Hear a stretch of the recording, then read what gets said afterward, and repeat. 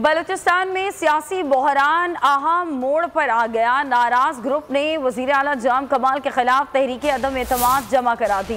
14 अरकान के दस्तखत से जमा कराई गई करारदाद में स्पीकर से जल्द असम्बली इजलास बुलाने का मुतालबा कर दिया गया। ज़हूर बुलेदी बोले कि हम नाराज नहीं, मुत्तहिद ग्रुप है। असद बलोच ने कहा कि जाम कमाल बाजी हार गए, अब बस करें।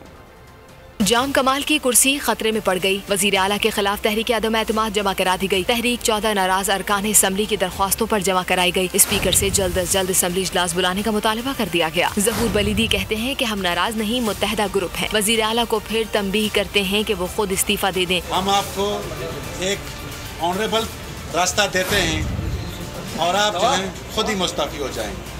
लेकिन उन्होंने हमारी जो ये बात थी उसको हवा में उड़ा दी और ये कहा कि 12 आदमी के कहने पे मैं मुस्तफ़ी नहीं होऊंगा। असद बलोच बोले, जाम कमाल बाजी ले गए हैं, अब बस करें। जाम साहब एक फ़र्द बन गया।